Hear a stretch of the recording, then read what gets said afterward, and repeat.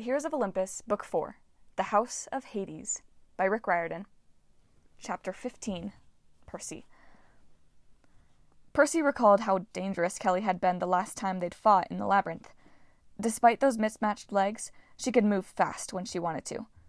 She'd dodged his sword strikes and would have eaten his face if Annabeth hadn't stabbed her from behind. Now she had 4 friends with her. "Oh, your friend Annabeth is with you," Kelli hissed with laughter. Oh yeah, I totally remember her. Kelli touched her own sternum, where the tip of the knife had exited when Annabeth stabbed her in the back. "What's the matter, daughter of Athena? Don't have your weapon? Bummer. I'd use it to kill you." Percy tried to think. He and Annabeth stood shoulder to shoulder, as they had many times before, ready to fight. But neither of them was in good shape for battle. Annabeth was empty-handed. They were hopelessly outnumbered. There was nowhere to run. No help coming. Briefly, Percy considered calling for Mrs. O'Leary, his hellhound friend who could shadow travel. Even if she heard him, could she make it to Tartarus? This was where monsters went when they died. Calling her here might kill her, or turn her back to her natural state as a fierce monster. No, he couldn't do that to his dog. So, no help. Fighting was a long shot. That left Annabeth's favorite tactics: trickery, talk, delay. "So," he started, "I guess you're wondering what we're doing in Tartarus." Kelli snickered. "Not really. I just want to kill you." That would have been it, but Annabeth chimed in. "Too bad," she said, "because you have no idea what's going on in the mortal world." The other Impuzai circled, watching Kelli for a cue to attack, but the ex-cheerleader only snarled, crouching out of reach of Percy's sword. "We know enough," Kelli said. "Gaia has spoken." "You're heading toward a major defeat." Annabeth sounded so confident, even Percy was impressed. She glanced at the other Impuzai, one by one, then pointed accusingly at Kelli. "This one claims she's leading you to a victory. She's lying. The last time she was in the mortal world, Kelli was in charge of keeping my friend Luke Castellan faithful to Kronos. In the end, Luke rejected him. He gave his life to expel Kronos. The Titans lost because Kelli failed. Now Kelli wants to lead you to another disaster." The other Impuzai muttered and shifted uneasily. "Enough!" Kelli's fingernails grew into long, black talons. She glared at Annabeth as if imagining her sliced into small pieces. Percy was pretty sure Kelli had a thing for Luke Castellan. Luke had that effect on girls, even donkey-legged vampires, and Percy wasn't sure bringing up his name was such a good idea. "The girl lies," Kelli said. "So the Titans lost. Fine. That was part of the plan to wake Gaia. Now the Earth Mother and her giants will destroy the mortal world, and we will totally feast on demigods." The other vampires gnashed their teeth in a frenzy of excitement.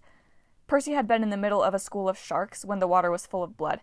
That wasn't nearly as scary as Impuzai ready to feed. He prepared to attack, but how many could he dispatch before they overwhelmed him? It wouldn't be enough. "The demigods have united!" Annabeth yelled. "You'd better think twice before you attack us. Romans and Greeks will fight you together. You don't stand a chance." The Impuzai backed up nervously, hissing, "Romani." Percy guessed they'd had experience with the 12th Legion before, and it hadn't worked out well for them. "Yeah, you bet, Romani." Percy bared his forearm and showed them the brand he'd gotten at Camp Jupiter, the SPQR mark with the trident of Neptune. "You mix Greek and Roman, and you know what you get? You get BAM!" He stomped his foot, and the Impuzai scrambled back. One fell off the boulder where she'd been perched. That made Percy feel good, but they recovered quickly and closed in again. "Bold talk," Kelli said, "for 2 demigods lost in Tartarus. Lower your sword, Percy Jackson, and I'll kill you quickly. Believe me, there are worse ways to die down here." "Wait!" Annabeth tried again. "Aren't Impuzai the servants of Hecate?" Kelli curled her lip. "So?" "So Hecate is on our side now," Annabeth said. "She has a cabin at Camp Half-Blood. Some of her demigod children are my friends. If you fight us, she'll be angry."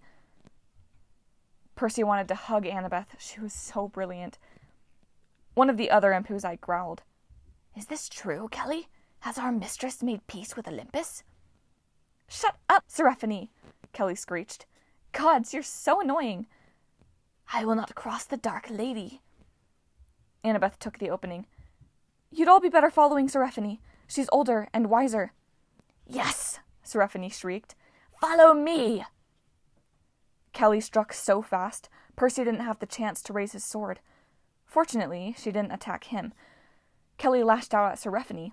For half a second, the two demons were a blur of slashing claws and fangs. Then it was over. Kelli stood triumphant over a pile of dust.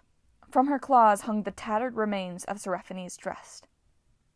"Any more issues?" Kelli snapped at her sisters. "Hecate is the goddess of the mist. Her ways are mysterious. Who knows which side she truly favors? She is also the goddess of the crossroads, and she expects us to make our own choices. I choose the path that will bring us the most demigod blood. I choose Gaia." Her friends hissed in approval. Annabeth glanced at Percy, and he saw she was out of ideas. She'd done what she could. She'd gotten Kelli to eliminate one of her own. Now there was nothing left but to fight. "For 2 years I churned in the void," Kelli said. "Do you know how completely annoying it is to be vaporized, Annabeth Chase? Slowly reforming, fully conscious, in searing pain for months and years as your body regrows, then finally breaking the crust of this hellish place and clawing your way back to daylight? All because some little girl stabbed you in the back?" Her baleful eyes held Annabeth's. "I wonder what happens if a demigod is killed in Tartarus. I doubt it's ever happened before. Let's find out." Percy sprang, slashing Riptide in a huge arc. He cut one of the demons in half, but Kelli dodged and charged at Annabeth. The other two Impuzi launched themselves at Percy. One grabbed his sword arm. Her friend jumped on his back. Percy tried to ignore them and staggered toward Annabeth, determined to go down defending her if he had to. But Annabeth was doing pretty well.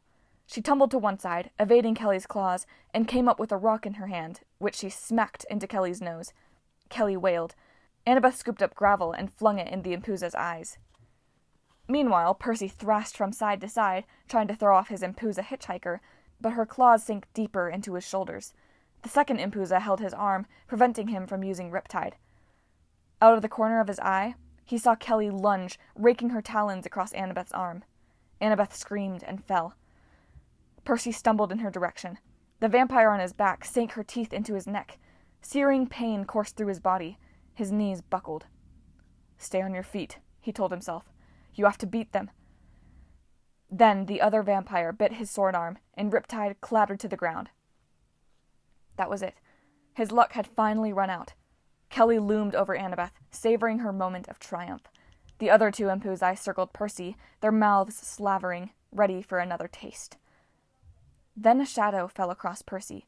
A deep war cry bellowed from somewhere above, echoing across the plains of Tartarus, and a Titan dropped onto the battlefield.